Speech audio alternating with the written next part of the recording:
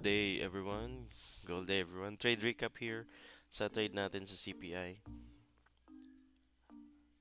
Congrats sa lahat nung nakapag-sell kahapon at nakasunod dun sa natin. So the signal was sent in Discord.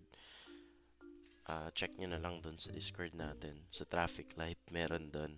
Okay. First before tayo mag-go sa ating CPI trade, let's go back first sa ano nangyari dun sa NFP. Diba? So this was the NFP time. Pre-release, kahit sa pre-release nag-break na si NFP, then spikes, then went up as high as dun. Naglagay tayo dito ng highest possible price for SAU USD. So if naalala nyo, the NFP range hanggang 2180 lang yung nilagay ko doon sa highest possible price. So bakit hindi ko siya tinanggal dito? Because prices above the 2180 was rejected. Kung nakita natin dito, 2180 highest possible price, biglang umangat hanggang 2190, then went back down, tapos gumawa ng high volume na resistance at the 2186. So, yung 2180 naman, hindi natin pinakawalan na psychological level dahil alam natin na ano yun, highest possible price for the NFP. So, I was thinking na baka yung spikes sa taas ni 2180 are just uh, because of the volatility nung nung time na yon. Okay? So before the CPI, so punta na tayo sa next day after the NFP Monday, nag-consolidate lang si gold on the level ng high volume resistance and the area ng high volume na support. So this was the session nung Monday. Kita natin may range sa 2185 at saka sa 2174. So bakit hindi tayo nag-sell below the 2174? So knowing CPI, so kung makikita natin at saka sa ma-review nyo sa mga previous CPIs, so basta CPI talaga, meron tayong whipsaw, no? Nagwi-whipsaw siya. Went high, then back down, mga ganon. So this is the importance of focusing on one pair only and studying it for a long period of time kasi malalaman mo, you will develop an intuition na ganito yung nangyari nakaraan, ganito yung nangyari nung nakaraan pa, ganito yung nangyari nung last year. So, ganun, masasanay ka sa mga galawan ni gold. And identifying the key levels would be, I guess, magiging secondary nature sa inyo. If you're trading it long enough. Okay, so dito, naglagay tayo ng highest possible price. But I'm not saying na 100% sure yun. But eventually, your win rate will increase pagka ganon. So, highest possible price for SAU USD, 2180. So, nasabi na natin, di natin tinanggal yan. If you noticed, or yung dun sa natin, sa daily analysis sa Magic Night. So, you can check the link dun sa Discord natin. So, ano yung itsura ng cat formation at saka yung bias natin na create. So, this was the high volume resistance na create during NFP. Pag na-break si high volume resistance, the highest possible price for SAU USD would be 2210. Catalyst is the CPI. And if the high volume support would be broken, the possible targets would be yung pre-NFP volume. So, ito yung pre-NFP volume last time. So, dito nag-consolidate ang price ni gold. So, that is the possible na babagsakan ni gold kasi malakas and makapal yung volume dyan. So, dyan yung nag-consolidate. Okay? The TP was hit kasi yung signal natin was made sa 2180 with a stop loss of 2186. So, lagay natin yung short natin dyan sa 2180. And the stop loss was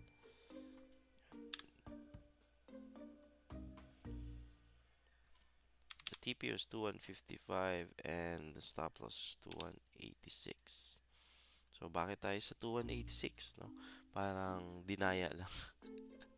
Okay, so here we can see the high volume resistance. So, during sa Asian session, nagkikreate na si gold ng lower highs. One, two. It created a support during the London, and then created a resistance here at 2177. Hindi pa tayo nagsisignal dyan.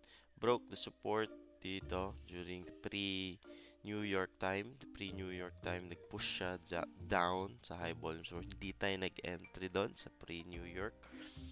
And when the news was released, no, bigla siyang nag-shoot down and then bumalik sa 2180. 82, nag-2182 pa siya.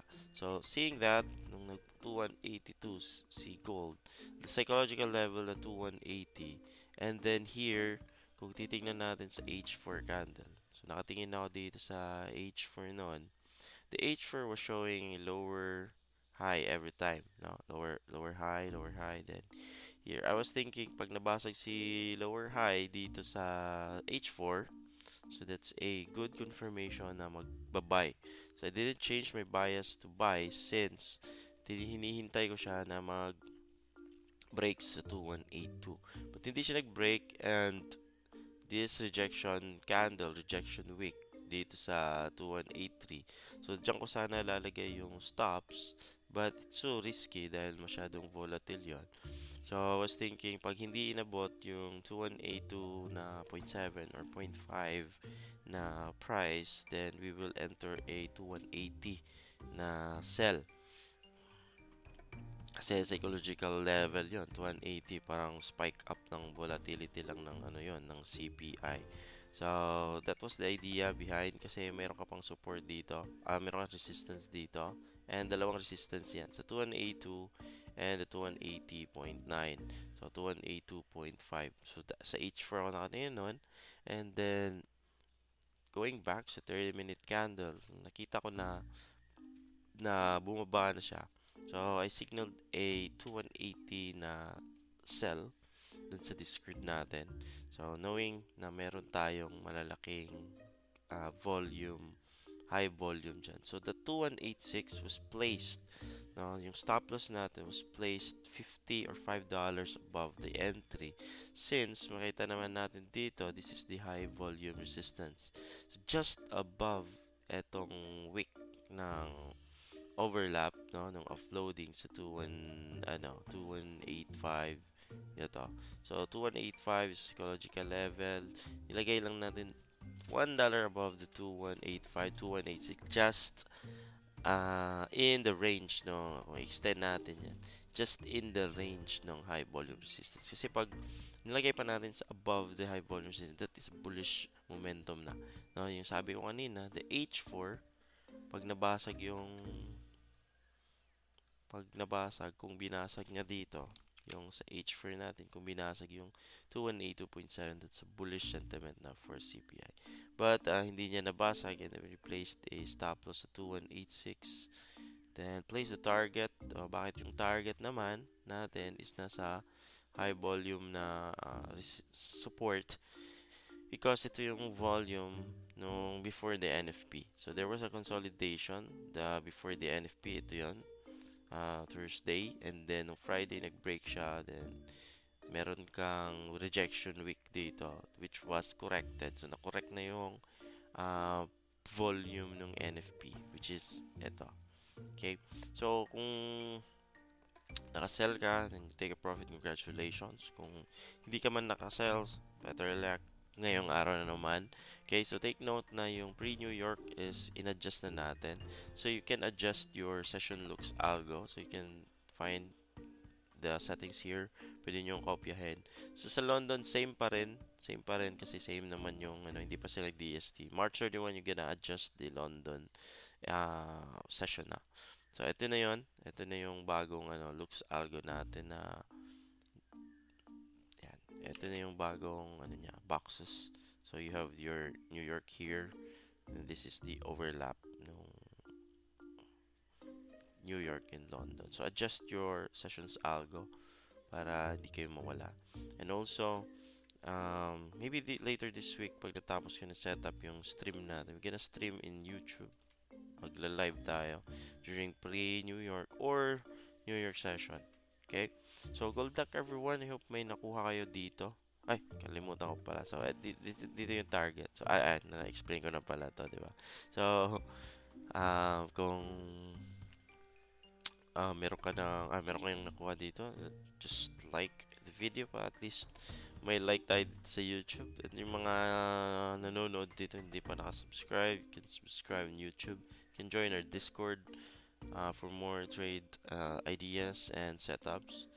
So I'm giving out ano doon, mga signals and trade recap, but hindi naman everyday tayo magsisignal since uh, not every day we could find a very good setup. So kung meron akong pinaka magandang setup, I'm gonna give you the signal. So pag hindi naman masyadong confident for hindi naman masyadong mataas yung conviction ko for that signal, I won't give it para hindi naman kayo matalo, 'di ba? So good luck everyone for this week. I hope na meron kayong profits last night sa tradings nyo.